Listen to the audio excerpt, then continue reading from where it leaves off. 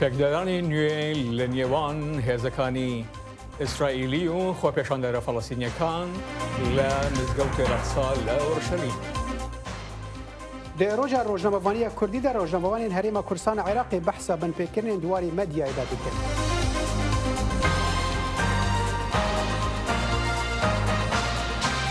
تەماشاچی لێ خۆشەویستی دەمەتان خۆش لە واشنگتن دیسیەوە خۆشاتنەوە ڕێگەڕامەی کورکورنکشن من جانن دیلان ئومیدەوارم دەمێکی خۆش وەلمان بوونە سەر.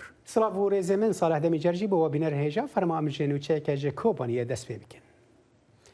هێزن تورکیە سبەها ڕۆژائینێ ناوەندا باژارێ کۆبانیە کرد ئارمانج و دە ئەنجامێدا بریندار و زیانین مادی بوون. لە گۆڕ راپۆرتان تورکیە جادایە 48 و تاخا بناوێ تاخا شەهید کاوە تو باران کرد. ئەف ئێریش دەبن پشتی دەستپێکردنا تورکیا ئۆپەراسیۆنێکێ لە هەرێما کوردستانە عێراقی لە دژی چەکدارین پارتیا کارکەرین کوردستانی.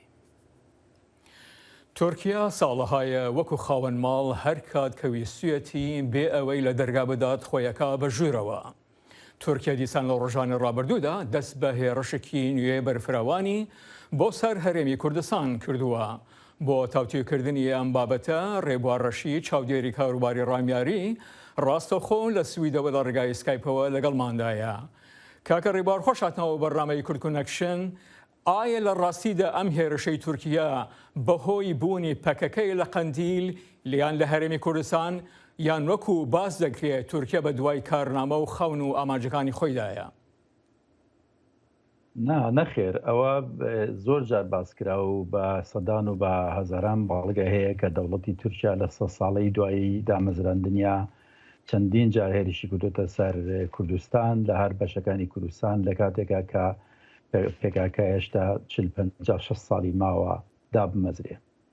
دەوڵەتی تورکیایەوە دەزان کە هەمیشە باسی ویلایەتی مسڵ و باسی کەرکووک دەکا کە ئەوە بە خاچی خۆی دەزانێت هەروەها باسی ڕۆژهەڵاتی کوردستانەکە باسی ڕۆژئاوای کوردستانەکات و بەو شوێ لەبەرەوە ئەوانەی کە بەو شوەیە ئەو قسەیە دەکەن قسێکی نادروستە.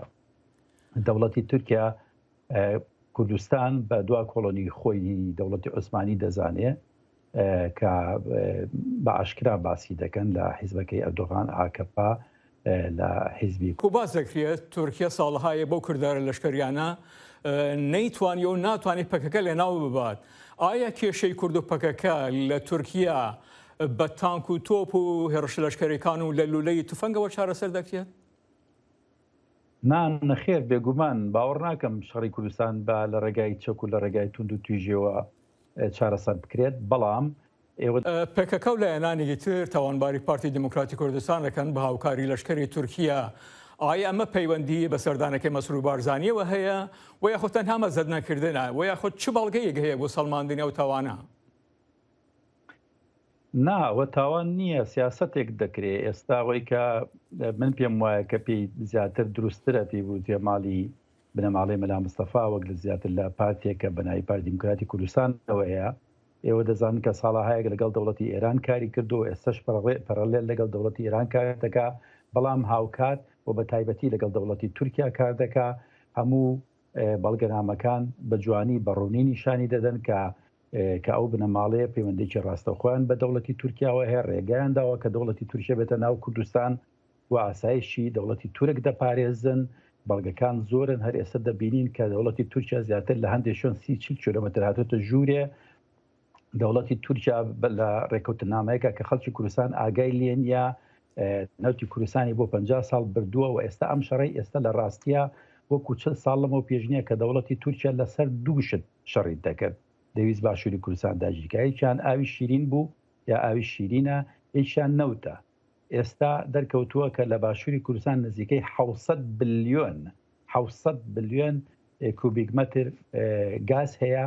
دەوڵەتی تورکیا مەرخی لەوە خۆش کردووە دەوێت بچێتە باشووری کوردستان ئەوە داگیر بکە و ئەوە لە ڕێگای ماڵی کاکە ڕێبار ئەوەی کە دەگوزاری ئێستاکە لە هێرشەکەی تورکیا پەیوەندی بە پارتی و یەکێتی و گۆڕان و لایەنەکانەوە نییە، بەڵکو پەیوەندی بە خەڵکی کوردستان و خاکەکەیەتی.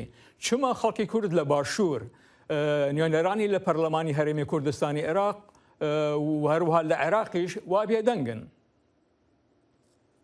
بەڕای من هەڵەیە کە پەرلەمانی ئەوەی باشووری کوردستان بە پەرلەمانێکی باشووری کوردستان بچن و باشەڕی پارتی کرێکارانی کوردستان و بێتە باشووری کوردستان و پارتی کرێکانی کوردستان بەڕای من تاکە هێزێکە کە ئێستا لە بەردەم ئەم تاجیکاریە وەستاوە و پێویستە لایەنەکانی دیکە کە لە ماڵی بەرزانی دوورن بە پێیان وایە کە ئەمەشتێکی هەڵەیە بەڕاستی هەڵوێستێکی ڕوون و ئاشکرایان هەبێ چونکە ئەمە قەباتێکی ئازادی خوازی نەتەوەیە.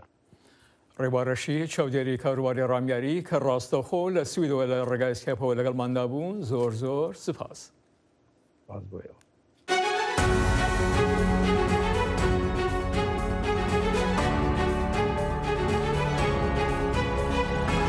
چاوی واشنگتن بەنامەیەکی هەفتانەیە لە بەشی کوردی دەنگی ئەمریکاوە ئامادە و پێشکەش دەکرێت. من بەڵێن ساڵح هەموو ڕۆژانێکی هەینی لەگەڵ پسپۆڕاندا تاوتوێی گەرموگورترین بابەتی ڕۆژ دەکەین لە پەیوەندی بە سیاسەتی دەرەوەی ئەمریکاوە. لەگەڵمان بن.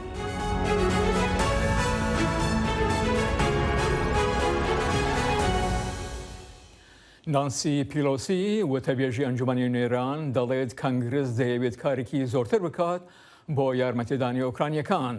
لێدوانەکانی پاش دەرکەوتنی لە ڕۆژی پێنجشەمە لەگەڵ سەرۆکوەزیری ئۆکرانیا دنیس شمایهۆڵ لە کانگرس دیێت کانگرس ئاماژەی بە پەسەندکردنی داواکاری یارمەتیەکی زۆرتری کرد پاشەوەی سەرۆک جۆ بایدن 800 میلیۆن دلار لە یارمەتی بۆ ئۆکرانیای ڕاگەیان.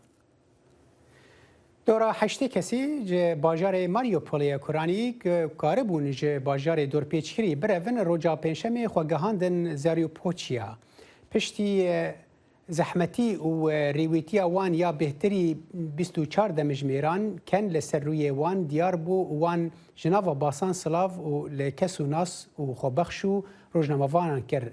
لگور خاچا سور پیشبین بو که 1500 کس به باسان جباجر ورن درخستن لتنی هجماره که بچوک کاربون درکون. لگور جیگری سرک وزیر اوکراینای روجا پنجشنبه جبر بردوامی توپباران روسیا لسر کوریدور مروویه که اریکرن لسر چه بو کسک نکاری بو جباجر درکوه. سرک روسیا ولادیمیر پوتین روجا پنجشنبه ادعای سرکفتن کرد شر باجار استراتژیک دریای آزوف ده.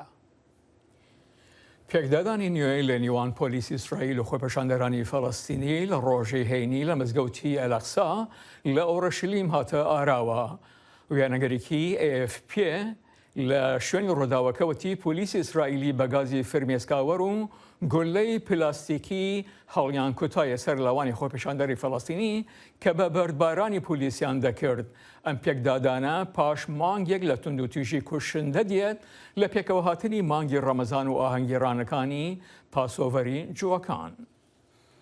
به میلیونان رونشوان شنگهای هند بن بندن تندنه تاوی که حکومت دست به سستکرنا کارانتینی کرد لهن نافچین که افدمکه کیسین کرونا لی نهاتنه دیتن. کار به دست ساغلمیه روجا اینه گوت بهتری 11 کسان روجا که بره به صدما کرونا جیانا خوش دستا. شنگهای هر وها روجا پنجشنبه 17629 پیکتی نو ین کووید 19 را گهاندن که دناوان دا 15698 کیس تن نشان نخوشی لوان دیار نبون. دستلاداران پیوان ریگرتنا لویروس لهن نافچیان سست کرد جهه که بکیمانی بو هفته که تکیس لنهاتنه تومار کرن. پلیس و آگرکوژن واشنطن پایتخت دست پیشخریه که مروفهی کریه جبو آلیکاری اوکراینای جبلی وانجی هجمارک خوابخش آلاوین پیویست جبو اوکراینای ری دشینن آگاهین بهتر دوی راپور دیده. بەڕێبەرایەتەکانی ئاگرکوژاندەوە و پۆلیسی ناوچەی ئارلنتن لە ڤەرجینیا لە دەرەوەی واشنگتنی پایتەخت یارمەتی مرۆیی کۆ دەکەنەوە بۆ یارمەتیدانی ئۆکرانیا و سیباری هاوکاریان ئامادە کردووە. تێکڕای کەرەستەکانی ئاگرکوژێنەوە چاکەتەکان پانتۆڵەکان پوتەکان و ئامێرەکانی هەناسەدان کە ئاگرکوژێنەوەکانی ئۆکرانی لە کاتی ئۆپراسیۆنەکانی ئاگرکوژێنەوەدا هەوای پاکی پێهەڵەمژن. جگەلەوانش ئەو بەستەکە زۆرانەی بەرگری دژەگولە و پێداویستی پزیشکی تێدایە. ئەو هاوکاریانە لەلایەن ڕێکخراوی خۆبەخشی خێرخوازی یارمەتی یەکگرتووی ئۆکرانیاوە کۆ دەکرێنەوە دەگوازرێنەوە بۆ ئۆکرانیا. دوای ئەوەی بارەکان ڕەوانی ئۆکرانیا دەکرێن بەرەو ڕۆژ ئاوای وڵاتەکە دەنێرێن.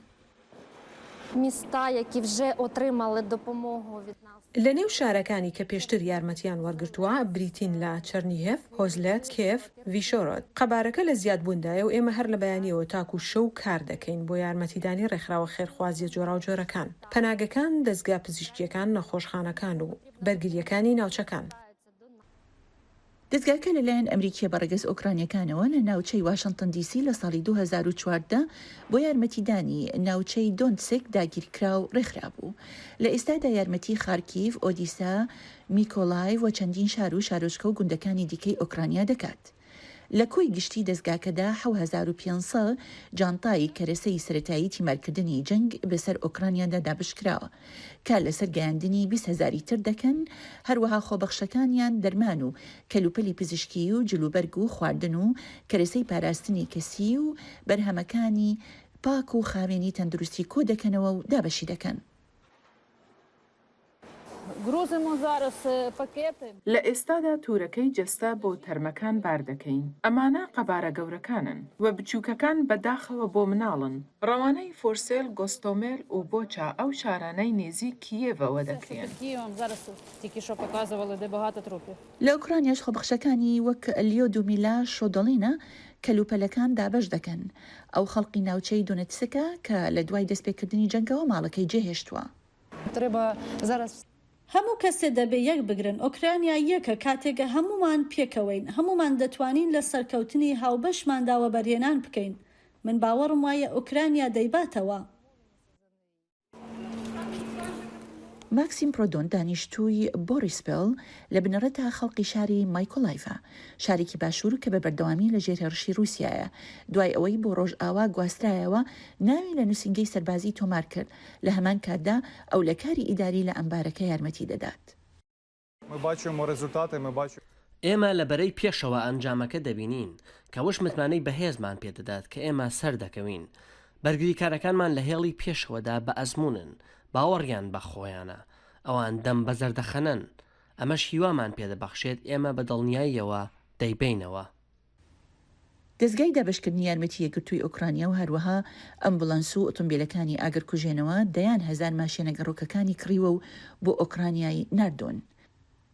بە تێکڕای ئەو هەمووشتانش پێکەوە سوپاس بۆ بەخشینی ئەمریکا ئاسایەکان و کۆمپانیاکان ئەم گروپە زیاتر لە 7 ملیۆن دۆلار یارمەتیان بۆ ئۆکرانیا دابین کردووە. gelek Amerîkiyên dipirsin ka Serokê Amerîka Joe Biden hêzeke baş nîşan dide di bersivdana şerê Rûsya li dijî Ukraynayê ya na. Hin ji wan dibêjin divê hêzên Amerîkî destêwerdanê bikin. Agahî bêhtir di vê raportê de. Koşkaspî alîkariya diravî û çekan dide Ukrayna û rêberatiya cizayên Rojava li dijî Rûsya dike. Lê Serok Joe Biden naxwaze serbazên Amerîkî beşdarî şerê Rûsya û Ukrayna bike. Ev e biryareke پرانیا ئەمریکیان پشتگیریا wê dikin. û ez dixwazim destxweşiyê li xebatava bikem ji bo çekdarkirin û biçekkirina Ukraynayê heta ku welatê xwe biparêzin. Digel hindê jî û li gora rawergirtineka Associated Press ji bo lêkolînên giştî 54 sadê jî Emerîkiyan dibêjin bersiva Serok Joe Biden ji bo şerê Rûsya li dijî Ukrayna ne gelek tund e. 36 sadê dibêjin hema bersiveka rast û durist bû. Lê 8 sadê dibêjin bersiv tund bû. Eger çî baweriyek li cem Emerîkiyan heye ku tole û cizayên aborî li ser welatan bi tinê zirarê digehînin taxa hejaran, lê gelek Emerîkî digel siyaseta Serok Biden hevran e ku şiyaya welatên cîhanê bigehîne yek rêza sepandina cizayan li ser Rûsya û bi taybetî jî kesên nêzîkî Serokê Rûsî Vladimir Putin. It should have started bang right away. Diviya demo dest ciza hatiban danî. Hundu zanin dema wan hizra cezayan dikirin, diviya her tiş hatiba amadekirin û destpêkirî va. Dema ku istihbarata me ji me ra digotin ev dê bibe. Belkî me karîba pitir jiyanên mirovan rizgar bikin. Sebaret beşdarîkirina serbazên Emerîkî divî cengî de digel berdewamiya vî şerî meyla Emerîkiyan hatiye guhertin û niha kêmtir daxwaz dikin ku Emerîkî beşdarî şerî bin. 32 ji sadê ji Emerîkiyan dibêjin divên ew rolek sereke di vî şerî de bibînin. Berî mehekê 40 ji sadê ji wan digot divê ew rolê sereke bibînin. لە مەهاد و شوباتی 26 سادێژی ئەمریکیان دخواست لەشکرێوان بەشداری ڤیشەڕی بە. نەها 40 سادێ دەبێژن دەوێ ئەمریکا ڕۆڵێکی سەرەکی نەلەیزە. Yes, I said that the US should have no role. بله من گوت دوی امریکا رول نبه ده شر اوکراینا و روسیا ده. جبرکو از دجی شریمه. از پشتگیریا شری ناکم. دوید ام نبن پولیسین جیهانی و تبلینا کوکین گلندن ببن. از دخوازم ببینم کو افری و بریه و کنگریسه لسر پرسکری که نافخایی و سوزن کمپینا سروک بایدن ده هاتن داین ببینم. ئەف ئەنجام نیشانەکە ئالۆزیانە ژ کۆشکاسپیرە دیگەل بەڵاوەبوونا وێنە و ڤیدیۆین وێرانکاریە عێریشێن رووسی لەسەر سڤیل و نەخۆشخانەیان دە باجارن ئۆکرانیدا بانک تێکردن و ڕێ لە سەرۆکی رووسی بێگردن لێ دەبێتن حکومەتا سەرۆک بایدنژی هایدار بە ژە خەتەرە ئازراندنا پۆتن و ئاستی ئامادەکاریە ژ بۆ بکارئینانە چەکی ناڤۆکی بلند کردیا و هەروەسا هایدار بە ژ احتیمالە شەڕەکی مەزنتر. ئەمریکی دخوازن بڕێڤەبەریا بایدن سەرباز و لەشکرین ئەمریکی لە وڵاتین ڕۆژهەڵاتە ئەوروپا بەلاڤە بکەژ بۆ پشتەوانیکردنا ناتۆ و سێپشکین ئەمریکیان دەبێژن ئەندامەتیان ناتۆ ژێ ئەمریکا ڕا بسوود و مفایە لێ پشتەوانیا گشتی نەگەشتی ڕادەیە هەندێ ji بۆ هەناردنا هێزان هاتا بتەنشت هێزین ئۆکرانیا ڕا شەڕی رووسیا بکن. 22 ji سەدێ وێنا پەسەند دکن و 55 لە دژن. 57 سادی ئاکوپرانیا ئەمریکیان باوەڕ دکن و سەرۆکی رووسی ڤلادیمیر پوتین هێزیان خوا هەناردنا ئۆکرانیا هەتاکو تاوانە ئەنجام بدن. 36 سەدێ دەبێژن ئەو نەپشت ڕاستن و 6 سەدێ دەبێژن نەخێر. ڕاستیژی ئەوە کریارن بڕێڤەبەریا سەرۆک بایدن نەگەلەکی دوورن ژڤان ڕاوەرگرتنین گشتی. لە ساڵیادی ڕۆژەمەگەری کوردیدا ڕۆژەمەنووسان ئاماژە باڵکێشانی پێشلکاریەکان و بەرتەسکردنەوەی کاری میدیایی لە عێراق و هەرێمی کوردستان دەکەن و ئەو ئاستانگانە کە لە کاتی ڕۆماڵکردنی ڕووداوەکاندا ڕوبەڕووی دەبنەوە. لە ساڵیادی ڕۆژنامەگەری کوردیدا ڕۆژنامەنووسان ئاماژە بە پاشەکشەکردنی ئازادی کاری میدیایی و ئەو لەم پەرواستەنگانە دەکەن کە لە کاتی ڕۆماڵکردنی ڕووداوەکان لە عێراق و هەرێمی کوردستان دێتە پێشیان. بە دڵنیاییەوە دۆخی ڕۆژنامەنووسی لە هەرێمی کوردستانە خراپتر بووە لە ساڵانی پێش و باشتر نەبووە. لەوانەیە کوشتن بە شێوەی فیزیکی نەمابێ بەڵام چەندینی شێوازی دیکەی تیرۆرکردنی ڕۆژنامەنووسان هەیە، تیرۆرکردنی کەسایەتی ڕۆژنامەنووسان بە تایبەتی ڕۆژنامەنووسانی ڕەخنەگەر و یەکێک لە تازەترین شێوازەکانی ڕوبەڕووبوونەوەی ڕۆژنامەنووسان بریتە لە ڕوبەڕووبوونەوەی میدیا سربەخۆکان، میدیا ئازادەکان، دەنگە ئازادەکان بە شێوەی ئەلکترۆنی لە باڵێن لە ڕێگای هاکردنی پلاتفۆرمە کۆمەڵایەتیەکانی. کاری ڕۆژنامەوانی لە کەرکووک و ناوچە کێشە لەسەرەکان زەحمەتترە. بەوپێیی پڕە لە هێزی جۆرا و جۆر و تێگەیشتنیان بۆ کاری میدیایی لاوازە. بێگومان هەر پارێزگای وەرگری بە شێوە لە شێوازەکە نەزانی چێ دەسەڵاتداری و پارێزگایە و لەگەڵ هێزی ئەمنیاتوانی قسە بکەی بۆ ئێمە ئەمە گرفتێکی زۆر گەورەیە. بەڕاستی بۆ نەگەست سەیری ناو شنگال بکەیت تقریبا نزیکی هەش هێزی ئەمنی لێیە. ئێمە کە ئیشی ڕۆژنامەوانیەکەین ئەبێ مڕاعاتی ئەم هەش هێزە بکەین، ئەبێ پەیوەندیمان هەبێ لەگەڵیانەوە، ئەبێ بەڕاستی بزانین حرەکاتیان چۆنە، چۆن تەعاملی سەحەفاکەن و هەریەکێکان بە شێوە لە شێوەکان تێڕوانینکی جیازیانی بۆ کاری ڕۆژنامەوانی لە کەرکووکی شەمانە شێوەیە بۆ نزیکی 13 هێسێ لە ناو کەرکووکەکە کارەکان کاری بۆ منەوەکو و دامەزراوەی ئەمنی و عسکەری. بۆ ئێمە یەکێکە لە گرفتە هەرە گەورەکان و لەسەر ئاستی عێراقیش بە شێوەیەکی گشتی بۆ تێڕوانینێکی استراتیژی و ڕوئیاک نییە بۆ کاری ڕۆژنامەوانی و سیاسیەکان پیان وایە کە سەحافە پێویستە لە خزمەت و وەکو کارەکەری ئەجەندای سیاسی ئەم هێزانە بێ. بۆیە ئەمە گرفتێکی گەورەیە کە لە دەستگاکانی دەوڵەتی شەڕەنگیاوەتەوە. یەکێک لە گرفتە گەورەکان ئەوەیە هەم بە شێوەیەکی گشتی دەوڵەت ڕوئیای نییە بۆ کاری ڕۆژنامەوانی کە بەشێکی گرنگی دیموکراسیە و ئۆکسجینی دیموکراسیە کەم تێگەیشتنە بە شێوە لە شێوەکان لە سەرتاسەری عێراقاونە. فشاری سەر ڕۆژنامەنووسان لە کاتی خۆپیشاندان و گرژی و ئاڵۆزیەکاندا چڕتر دەبێتەوە.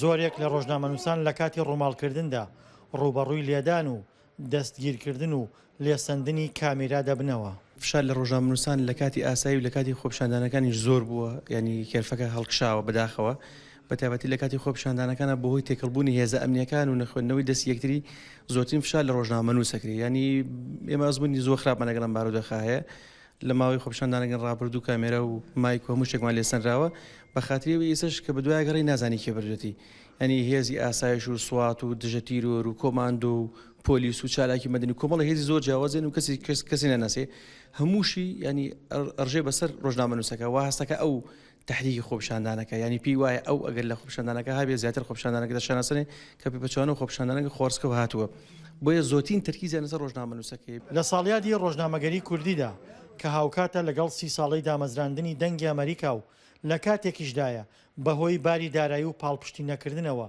میدیای ئازاد لە هەرێمی کوردستان پاشەکشەی کردووە. لە کاتی غیابی یان پاشەکشەی میدیای ئازاد و دەنگی ئازاد لە هەرێمی کوردستان دەنگی ئەمریکا ئەم شوێنەی پڕ کردەوە بە راپۆرتەکانی بە گرنگی دانی بە مۆزۆی ئازادی خۆپیشاندانەکان چالیاکی هونەری چالێکی ڕێکخراوەکانی کۆمەڵگەی مەدەنی لە هەرێمی کوردستان و عێراقیش سەرباری بوونی یاسای ڕۆژنامەگەری کەچی بە پێی یاسای سزادانی عراقی مامەڵە لەگەڵ ڕۆژنامەنووساندا دەکرێت و ڕوبەڕووی دەستگیرکردن دەبنەوە. دڵشادەنواری دەنگی ئەمریکا کەرکووک. تاوانبارکردنی چەکدارێکی دەوڵەتی ئیسلامی کە لە ئەمریکا تاوانبار کراوە بەهۆی ڕۆڵی لە بەبارمەتەگرتنی ئەمریکایەکان گرنگی هەیە بۆ ئەو خێزانانەی کە بە دوای دادپەروەریدا دەگەڕێن. سیروان کەرجۆ ئەم راپۆرتەی ئامادە کردووە و هاوکارمان سەلاح پیروتی پێشکەشمانی دەکات.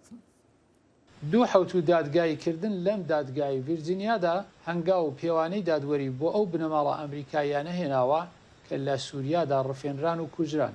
دەستەیەکی سوێند خواردوان ئەلشافعی ئەلشەیخی وڵاتێکی بریتانیایان بە تاوانبار ناسان چونکە لەلایەن داعشەوە ڕۆڵی لە بەبارمەتەگرتنی 26 گیراوی ڕۆژاواییدا هەبوو. ئەلشێخ بەشێک لە شانەیەکی داعش بووە لە ساڵی 2010 لەگەڵ ئەلێکساندر کۆتەی جیرا و هەردووچیان لە ساڵی 2020 بۆ دادگایکردن هێنرانەوە ئەمریکا.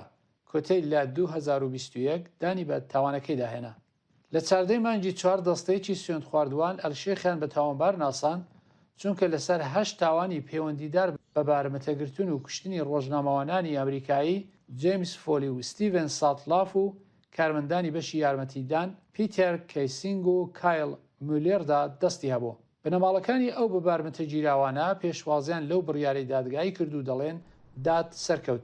لە کاتی دەستپێکی دادگادا دایەن فۆلی دایکی جیمز کە 2012 ڕفێنرا لەسەر گرنگی دادگایەکی ڕەوا جەختی کرد. پێم وایە دەبێ بە پێچەوانەی ئەوەی ئەنجام درا ڕەفتار بکەین. بە بڕوای من ئەوە جیاوازیەکی گەورەیە. مەبەستم ئەوەیە کە بارمتەکانی بریتانیایی و ئەمریکایی هیچیان پێنەدرا وەک ماڵات لەگەڵیان ڕەفتار کرا. ئەشکەنجە دران برسێتیان چاشت نادادپەروەریەکی زۆریان بەرامبەر کرا. گرنگە نیشانی بدەین کە خەڵکی خاوەن شارستانیەت چۆن دەبێت لە بەرامبەر کەسانی تردا ڕەفتار بکەن. کارناسان دەڵێن هەر بۆیەشە ئەو دادگایە خاوەن تایبەتمەندی بەرچاو بووە. هەر بۆیە بنەماڵەکانی ڕفێنراوی ئەمریکا بەڕوونی داخوازیان کردووە ئەو کەسانەی لە ڕفاندن و کوشتنی منداڵەکانیاندا دەستیان هەبووە بەهۆی کردارەکانیان لە دادگای یاسایی ئەمریکادا لێپێچینەوەیان لەگەڵدا بکرێت. بۆیە ئەو کەیسە بەڕاستی نیشانی دەدات کە چۆن ئەو بنەماڵانە پێشەنگ بوون و چۆنیش بەردەوام لە پێناوی منداڵەکانیاندا هەوڵیان داوە. ئەوانەی لە کردداری ڕفاندن و کوشتندا دەستیان بووە بە دەگمن لە وڵاتەدا دادگای کراون کە قوربانەکان لێی لەدایک بوونە. سەبارەت بە ئەمریکا پێم وایە بۆ کەسانی دەرەوەی وڵات ئەوە نیشان دەدات کە حکوومەتی ئەمریکا و کاربەدەستانی ئەو وڵاتە هەتا چ ڕادێک هەنگاو دنێن تا ئەو کەسانە بەرپرسیار بکەن لە دەرەوەی وڵات کە وڵاتیانی ئەمریکاییان کوشتووە. ڕوگەن دەڵێت دادگای ئەلشێخ ئەگەری ئەوە بۆ ئاژانسەکانی چەسپاندنی یاسای ئەمریکا دەرەخسێنێت کە بە دوای کەیسی هاوشێوە لە دژی بیانیەکانی بەرپرسیار دەبگەڕێن کە تاوانیان لە دەرەوەی وڵات لە دژی وڵاتیانی ئەمریکا ئەنجام داوە. هەروەها بوارێکیش بۆ بنەماڵەکانی دیکەی خوازیاری دادپێشنیار دەکات کە بەهۆی کردداری تێرۆر لە دەرەوە تووشی زیان بوونە. ئەوە ڕەنگە سەلماندنێکی زۆر باش و مۆدلێک بێت بۆ بنەماڵەکان و ئەوانش کە بە زیندوی ماون چاو لەو کەسانە بکەن و بڵێن ئەمە شتەیە کە دەمەوێت. ئەوە ئەو یەکسانیەیە کە بۆ خۆشەویستانی خۆمان دەمانەوێت. فۆگێت دەڵێت بۆ ئەوەی کە دادگای لەو شێوەیە لە ئەمریکا دووپات بێتەوە هاوکارێکی فرەلایەنەی کاریگەر لەگەڵ هاوبەش و هاوبەندانی ئەمریکا لە دەرەوەی جیهان پێویستە درێژەی هەبێت. بنێژا لەڤەر کورد کۆنێکشن بداویتێ تا ڕۆژاکەدن بۆ کورد کۆنێکشنەکەدن سلاڤین ڕەڤیندۆسکی و فەرات فەلاحی لە کۆنتترۆلی و لەڤەر استودیو جانی دیلان و من ساڵات ئەمیژەر بۆوە هەر شاد و بەختەوەر بن. بمینە خۆش.